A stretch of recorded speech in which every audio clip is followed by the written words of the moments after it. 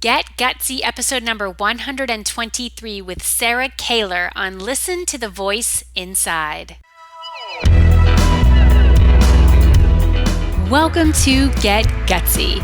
I'm your host, Jenny Fennig, and I am so excited to be on this journey with you. A cutting-edge show blending business and spirituality, Get Gutsy serves up a potent blend of stories, lessons, and tips to help you make a massive impact in the world through your soul's work and your inspired life. No more going it alone, no more excuses. The world needs more brave women saying yes to leadership.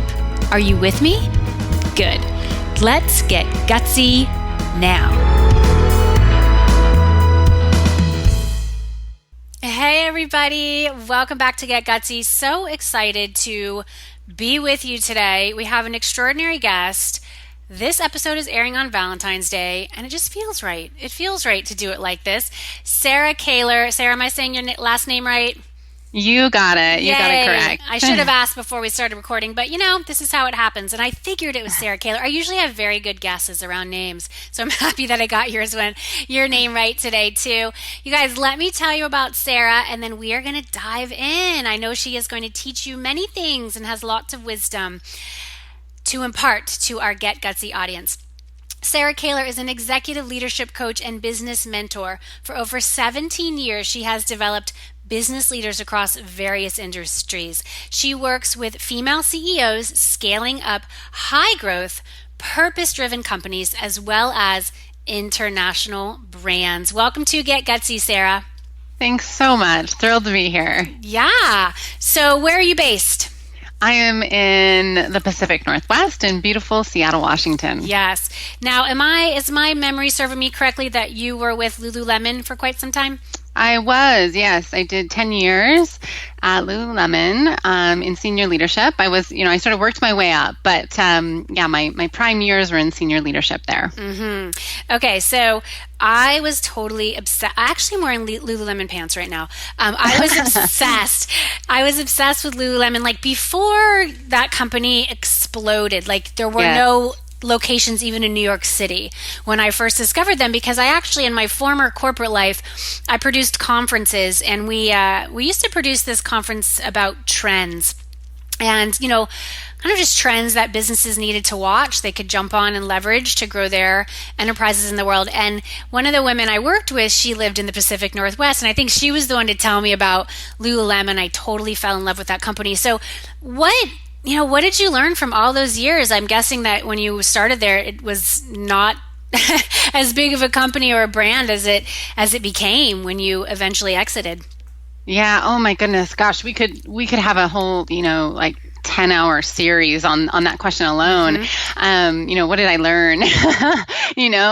My goodness, it was when I started, it was much more on the early side. So when I started, just to give you a sense, it was probably those earlier days you were referring to, when the company really only just had a couple of stores in the West Coast of the United States. And predominantly, they had the Canadian market pretty heavily built out, but it was there was still definitely some stores to open in the Canadian market, but it was really a Canadian homegrown company that was starting to branch into the US marketplace. And when I came on board, it was really about, okay, time to build out the West Coast of the US, and then we're going to take it into these other key markets in the US. Of course, New York City and Chicago and some of the key ones, and of course, the West Coast exploded really fast, and the rest was sort of history after that. Mm-hmm. As we all know, the story goes. But yeah, my goodness, what did I learn? I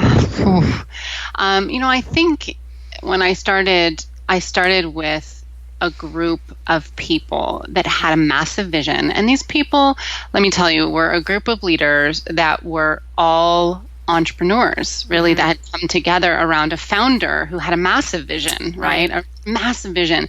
But what was phenomenal about Lululemon in the early days, which really worked for me and worked for those of us who were there, was that it was extremely entrepreneurial, and that we all really took on this mission and vision as if it were our own. And we were given so much autonomy to do so, and we were also empowered and pushed, challenged to make big decisions as if it were our business. And there was so much learning that came along with that, but it also taught me a lot about leadership and building teams and high growth business, and even walking into a new market and needing to make high stake decisions, right? So.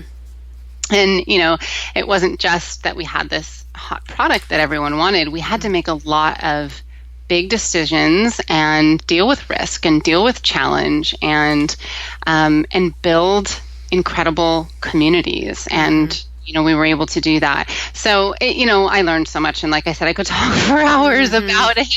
And I do with so many people. And, but I think that really at its core, it was about people. And it always, right? It was about people on the inside who internally, that every single human being mattered, and what we could create together, and what we could bring into communities, and every single person we interacted with in our community mattered. And from that place, incredible things happened. Absolutely. I loved that. I love that manifesto that you all had. Like, I was totally obsessed with that. I used to carry the bag. I literally was interviewed by a New York Times photographer back in, it must have been late 2007, early 2008. And I was carrying that bag, like that contained my yoga clothes.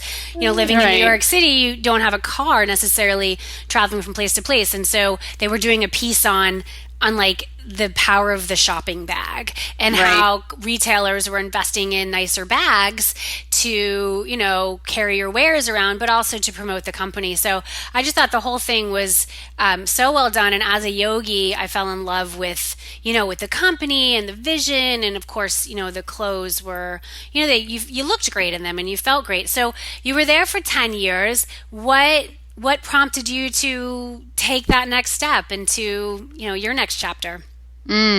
Well, for anyone, in this conversation, listening to this conversation, and for you, I don't know how much of my story that you know, but I had a big, fast, furious journey at Lululemon that was so rewarding, right? I climbed the corporate ladder. I got to contribute everything and then some. If you and I had been talking, 5-10 years ago, I would have said I was absolutely living my dream life. Like I checked off all the things on my, my vision board, my goals. I was just literally slam dunking them in my mind. And what was happening behind the scenes is I was becoming more exhausted.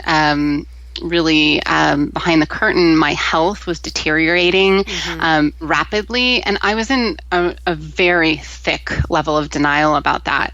And I was really that person who I've always been an extreme overachiever, result oriented. I didn't even really need to be pushed. I pushed myself, right?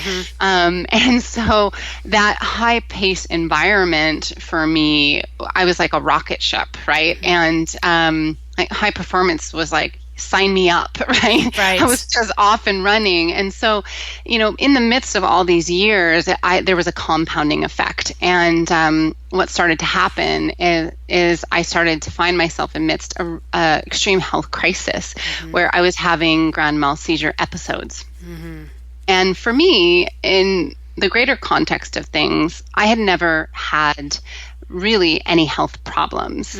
I had been an athlete, I had been a yogi, and actually prior to joining Lululemon, I had opened my first business and been a yoga studio owner. Wow. Right? So I had this other chapter in my life, and health had always been actually at the forefront for me.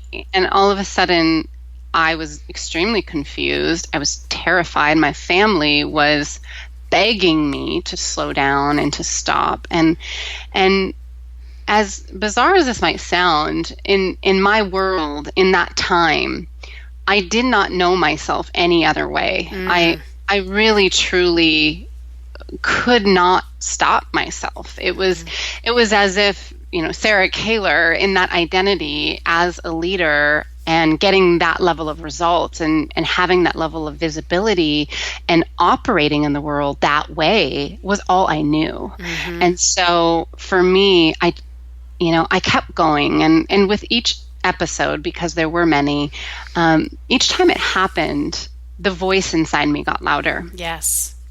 And I started to pay more attention because, of course, other things were happening, right? This was prior to being a mother. So other things were becoming really evident for me. As the doctors were telling me, you're not going to be able to get pregnant. Big things, conversations were happening, and big fears were coming up. And then, the very small amount of people at work on the executive team who knew about this, it was really kept quiet amongst the large population. Right. Work. There was just the people who were closest to me really knew what was happening. And so for me, that element also, it was almost like I had this kind of double life, right? Yeah. That I was living, right? Yep. And so I began to face myself in really what felt completely inauthentic. And that's not who I am, right? That's not what I was developing in other people. Right. And I had, tremendous shame and guilt and real pain around that, right? And so, all this really came to a head when my husband and I really wanted to have a baby. Yeah. Because, for all of the parents out there, that's a really pivotal moment in life. And I'll share this. There were two things I really knew in my life, even when I was a child. And the first one was, I knew that I always wanted to make a big impact, and that I would in the world. I knew I would do something big with my life, and I always knew that had to do with people, right? That sounds vague, right? But I always knew that, and I could feel that, and physical and a spiritual sense inside of myself. And the second thing I always knew was that I would be a mother. And I got to this point in my life where I was really at a crossroads, where people were saying, this is not possible for you until you get your health under control. Right. And it probably took a good, I would say, 10 months for me to even get healthy enough to try for a pregnancy, to just start thinking. And that was a huge wake-up call in itself. Yeah. So that was just step one. And, once I did get pregnant and had to go through pregnancy, it was really under this sort of higher risk situation. So it was not stress-free, we'll put it that way. Because of what your body had been enduring for those years prior.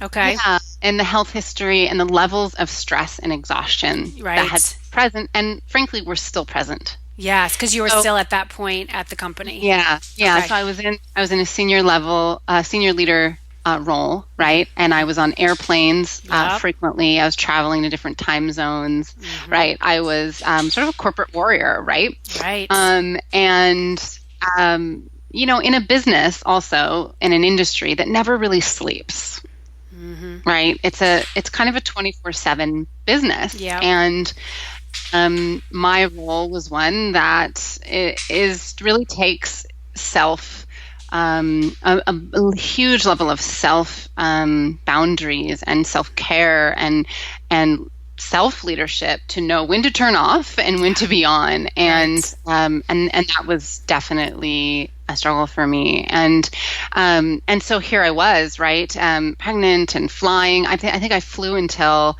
I was just 7.5 months pregnant, right? I mean, And I mean, even my doctor was, again, begging me to get off an airplane. Right. People are looking at you getting on the plane going, really? Yeah, I really? remember flying, I think at around 6 months to a business event, and it was just uncomfortable. I'm like, I'm uncomfortable sitting here because you want to move around, but you can't so much. And okay, so you flew up to about 7.5 months, and then what happened?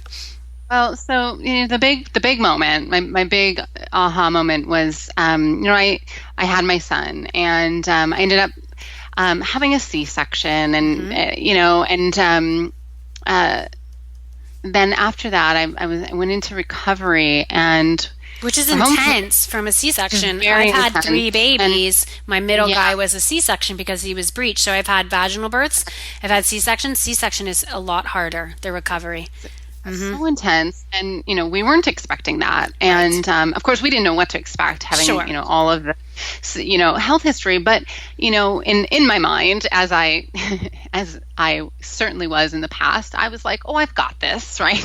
I've got this, it'll be fine, right? Regardless of everything, I was still in this I've got this mode. I can do it, and then it was just one more obstacle, one more sort of challenge or hurdle to get through. And then here we are in recovery. And, once my son was 5 weeks old, I had 6 grand mal seizures in 1 week. Oh my. Mm-hmm. So that week alone, I was carried out of my house on a stretcher twice. And that was it. It was my rock bottom. And that, I have patchy memories of that week. Right. And when you're coming out of being unconscious that many times in 1 week,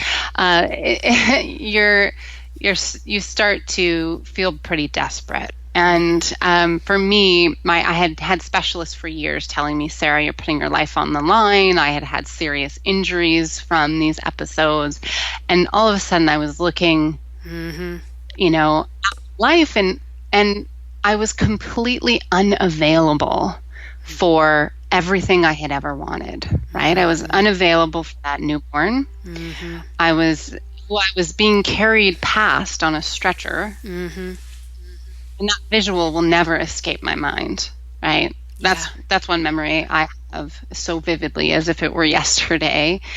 And the other thing that I was so present to was I was completely unavailable to make that impact in the world in any way that I wanted to. It was me and my body completely shutting down, right? And so at that moment, I looked at my husband and I said, everything has to change from here. Okay. Wow. So it was just the rubber hits the road. Yeah. 6 seizures in 1 week, and your little baby's 5 weeks old, and you're still really recovering from the C-section at that point as well. So did you immediately resign? Like, how did you? Yeah. Yeah, no. No.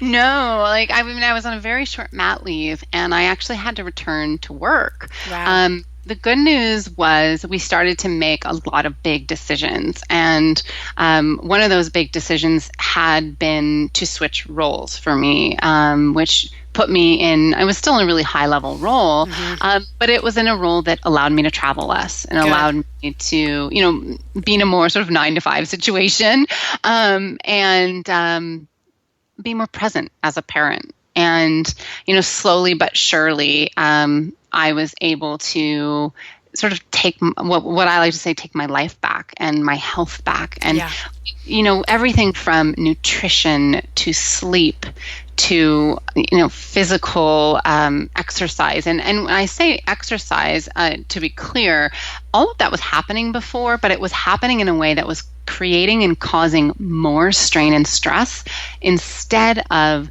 creating more of what I needed. Why was it creating more strain and stress before? Was it the high intensity or the type of exercise? Exactly. And what I didn't understand about myself in that moment and at that time was I needed to be able to learn the cues and the communication that my body was giving me.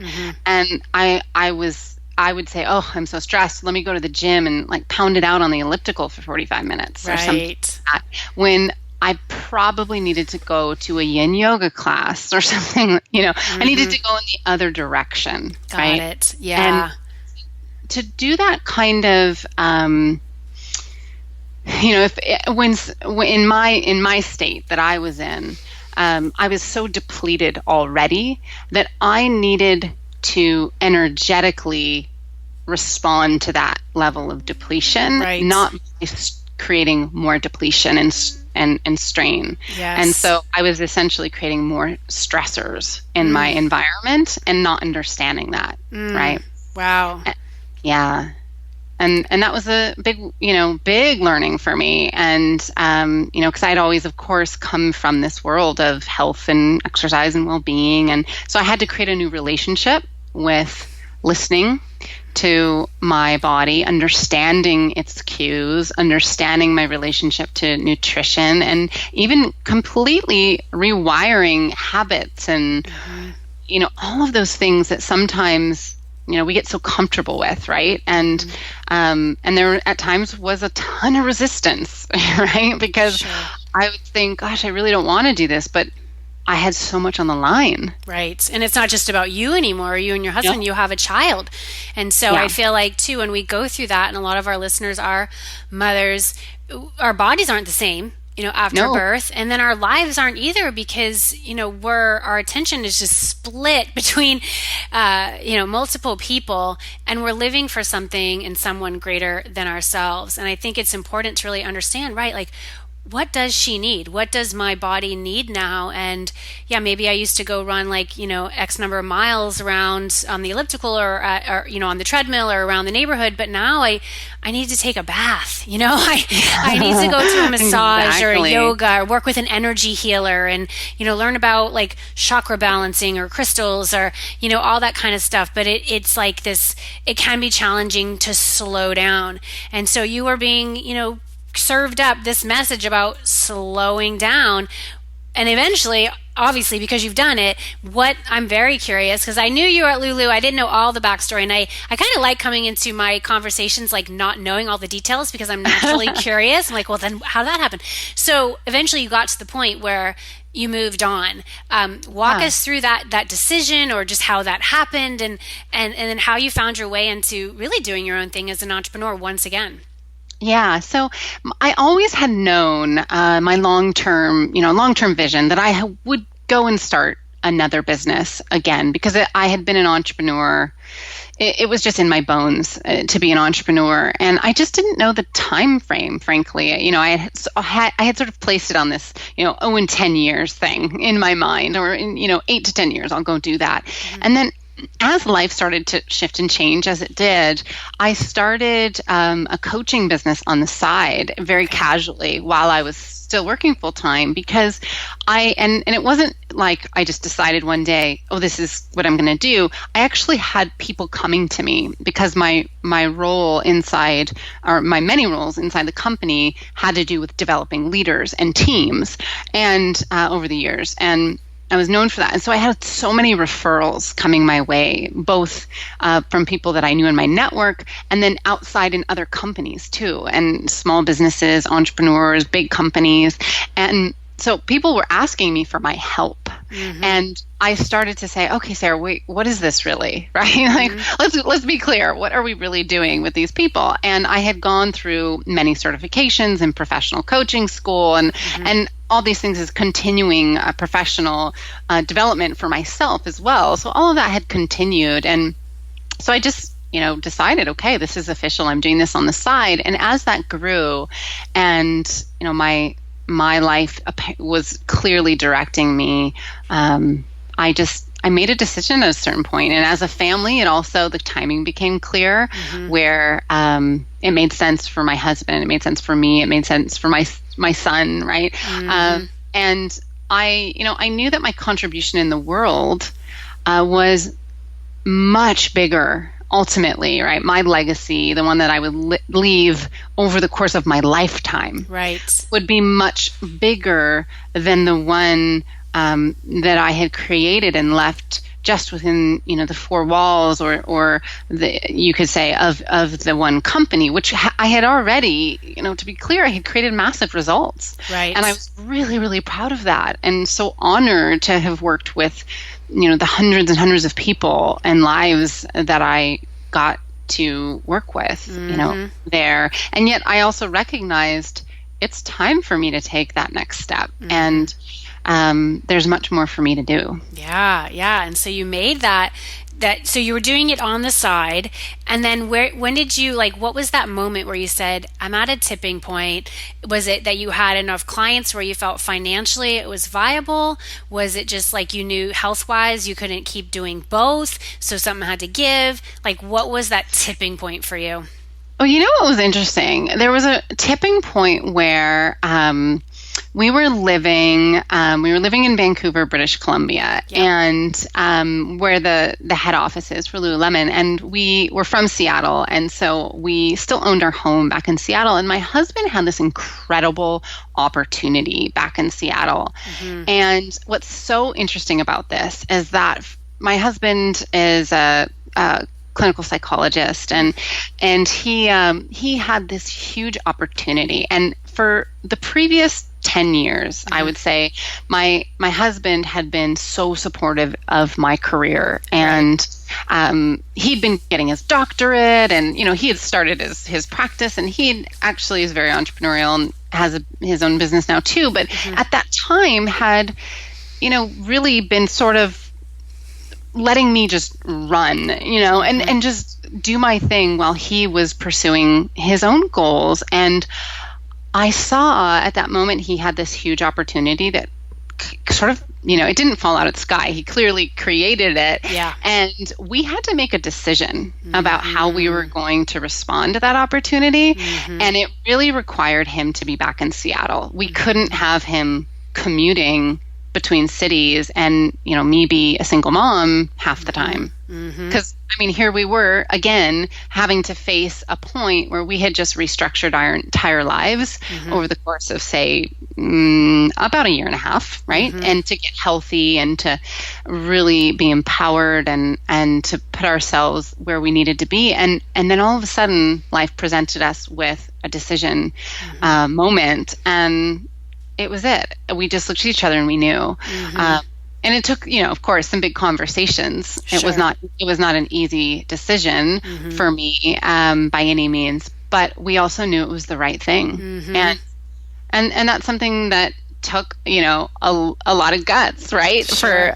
For me, because I had put so much of my identity into this massive career. Right. And so it's who will I be? Yes. Without Lululemon, right? You knew you had the amazing coach and you have the experience to back it up, but we often do identify with either a company or a particular type of career. I started my career in New York City, working at a huge public relations agency, and I thought I'd always do PR. When I discovered that in college, I thought, I found it. This is the thing. And I had these big clients, and I was given huge responsibilities and, big budgets to play with as a 22-year-old, traveling around the country, eventually traveling around the world. And then when I got to that point of just realizing this isn't it, it's that what you said, that inner voice gets louder and louder. You try to ignore it at first. You try to push it under the rug because it's uncomfortable. And then eventually you realize it's not going away. It's not going away. You're going to get hit up with these decisions or health crises or what have you. But a big piece, and I know a lot of our listeners are in that position where they may be, successful in a corporate career. They may be in another identity that they've outgrown. Doesn't work for them anymore. And so that process that we must go through to surrender, to shed, to let go, to trust that what's beckoning you forward is the right move, even if it feels really freaking scary and terrifying. So it sounds like you made the decision, you were going back to Seattle, and so you have the conversation with the company. I'm out. Is that what happened? Yeah. Essentially, yeah. In so many forums, I did say that I would be, moving back home, and here was why, when I shared my husband's opportunity, and it became really clear that what would happen at that point was I would be, separating. We'd be parting ways, right? Because it was not going to work, right? There wasn't some magical opportunity for me to, support from afar, or, it wasn't going to be like that, and it wasn't supposed to. Right. The chapter was ending. Mm-hmm. It wasn't supposed to. And when I really looked at what is Sarah supposed to do in the world, and what is Sarah supposed to build in the world, I already knew. Yeah.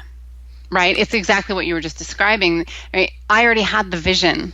Yeah. And I already had the knowing. And all I had to do was listen and get to work, frankly. Yes. Yes. Yes. Yes. So for our audience who's at that place of I'm time to leave this old life. It's time to really step into my path as this business leader, this entrepreneur. I'm going to be a coach, and we have a lot of coaches, creatives, healers, guides who listen in on the show.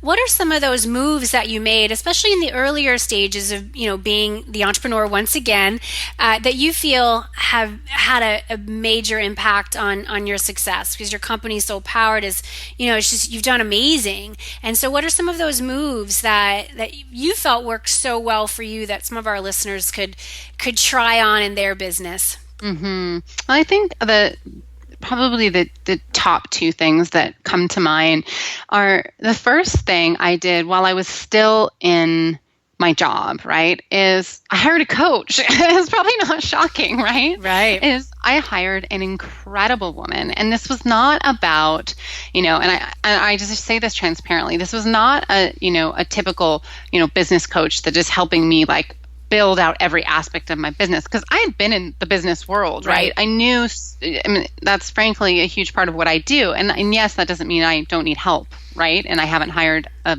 ton of people to support me in my journey. Yep. But at that time, what I really, really needed, and this is just me speaking, I'm not saying that everybody needs this, but just from my personal experience, what I really needed for a certain period of months was to have someone work with me on the mindset aspect of what was coming up for me, right? Around releasing fears, doubts, identity, the stuff around identity that you were talking about, and really stepping into my highest form of self. And that wasn't about what am I going to sell, or what's my offer, or what's my solution. It was like, we're not even going there until I'm going to get me straight. Right. It's the inner work. It's that crucial inner work that any strong coach. I have a coach certification school that I founded a few years ago, and I'm in the training for my current class now, and that's where we begin. It's that crucial inner work that you must be willing to do on yourself. And then as a coach, that is one of the biggest gifts you can offer your clients, is that, because it can feel, scary and big and messy, and like, what am I going to find when I look under the hood of the car? But, when you have that willingness to go there and to have someone who will hold that space for you, it's gold, absolutely gold. So you spend time looking at that.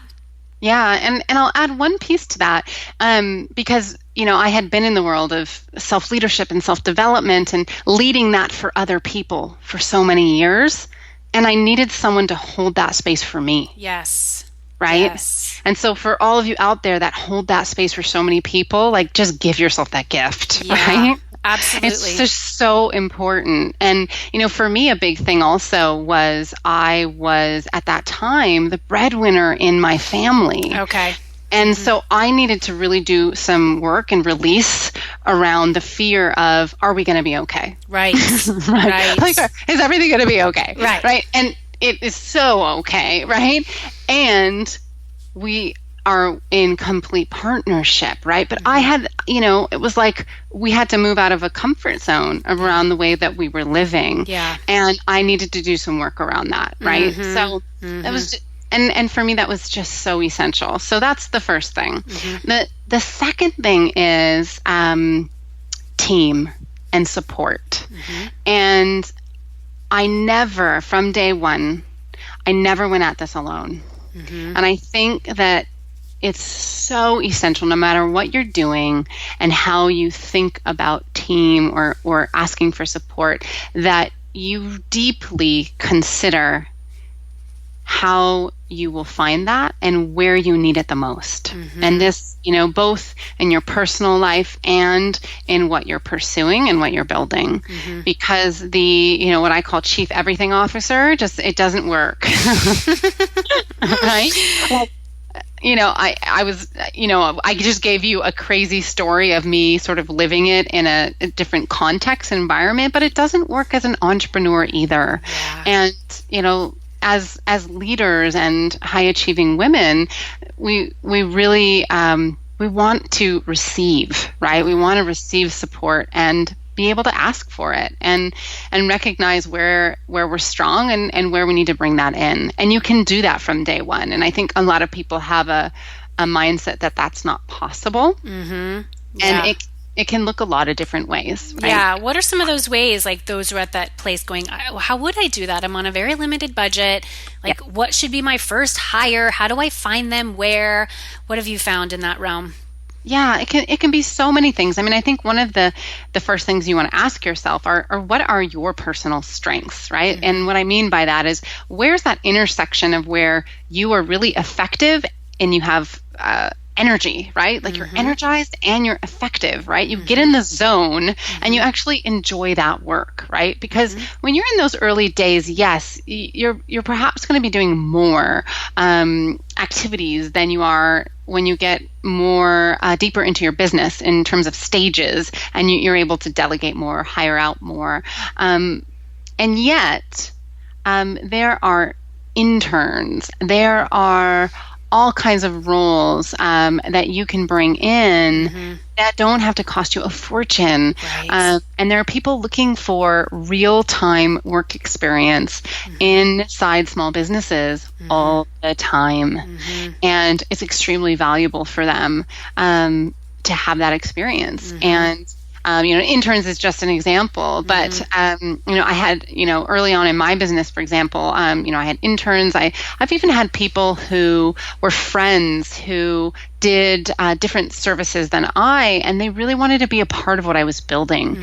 And so we would work out, they would contribute to me and I would contribute to them in some way. Right. And, even that would work in, in certain ways to both, in partnership it was a win-win for both, but it created a referral network, right? In terms of how we could support one another building businesses. And I think there's so much possible that we don't see. And I think it's also important to look at home and look at your health and what support do you need foundationally so that you're set up to show up at your best and have the fuel to even do what's required of you. Absolutely. I think sometimes it's like looking at the home piece first, whether it's a housekeeper, if we have kids, like a babysitter, even just for a few hours a week. Just to get creative, there can be a high school student, and you could come in and just take that off of your plate to know, like you said, you can't be that chief everything officer. It just doesn't work. You'll eventually burn out, and you don't do anyone any good when you're burned out. Like I'm like you, I'm very into self-care. I've, been into yoga for years. I trained to become a yoga teacher when I was making my exodus from corporate America back in 2007. It was through training to become a yoga teacher and like realizing there's this whole other world out there available to me. And so I know all of that.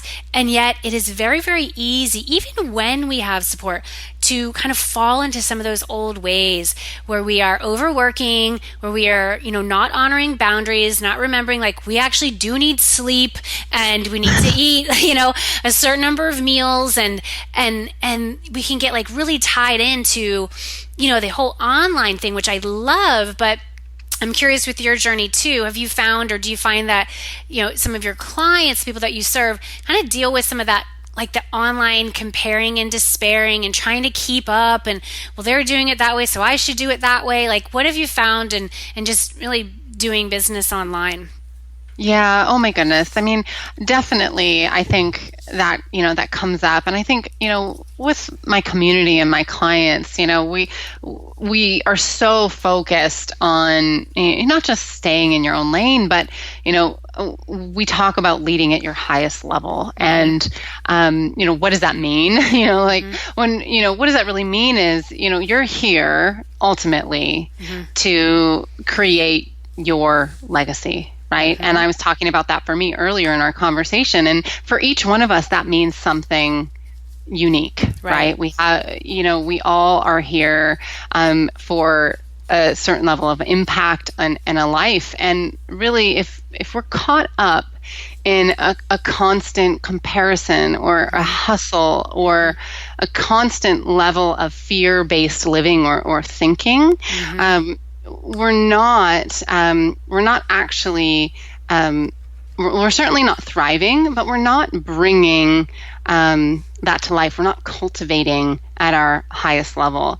And leadership is not just leading others, right? I mean, high performance teams and leading our business is part of it, but we have to show up everywhere, right? Yeah.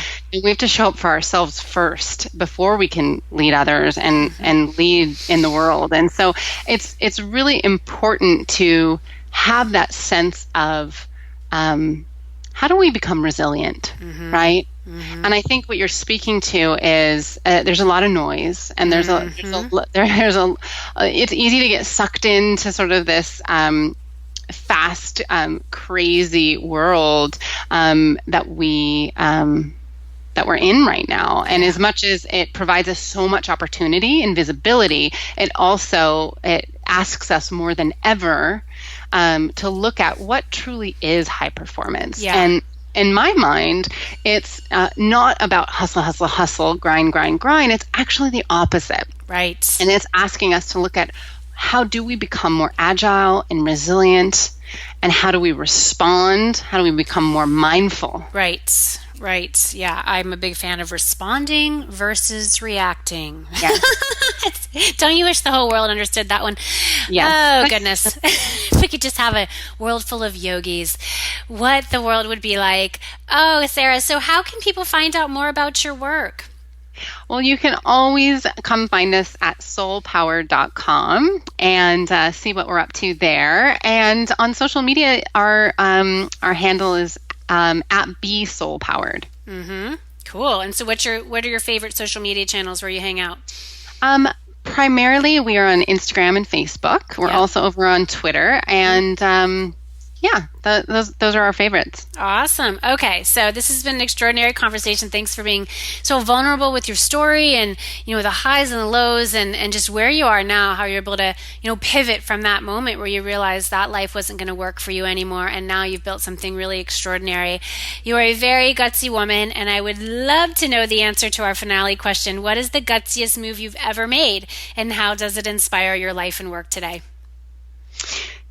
I would say the pivotal moment of taking the leap, right? So taking the leap from, and it's not just about leaving corporate, but it's taking the leap. I mean, that's a significant moment, right? So I'm going to say at that moment when I describe taking the leap of knowing that it's my time, right? It's my time to go build my movement, right?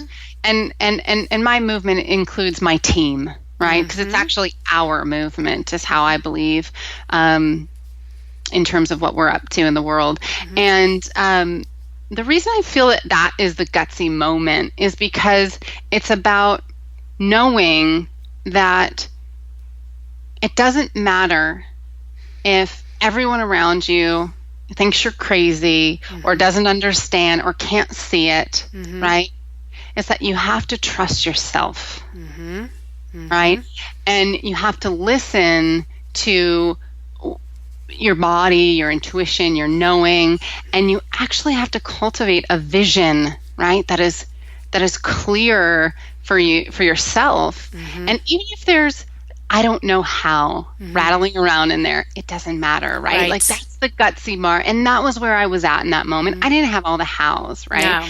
But I had this is what I'm building, and nothing's going to get in my way. No one or nothing is going to get in my way, because I know that the world needs this, and I'm going to bring a powerful team and group of people together to lead this movement. Boom. Thank you so much. I felt that. I love it. Intuition, trusting yourself. Nothing will get in my way because the world needs this. So all you listeners out there, take that in. What action step are you going to delight in taking today? Thank you so much, Sarah Kaler, for being here. You're an extraordinary woman. Very happy to have had you on the show. Thanks so much for having me. Yeah, and all you listeners out there, this is Jenny Fennig sending you so much love, light, and faith as you get gutsy. I will see you next time. Hey, this is John Lee Dumas of EO Fire, and you're listening to Get Gutsy with Jenny Fennig. Gutsy leaders unite and ignite.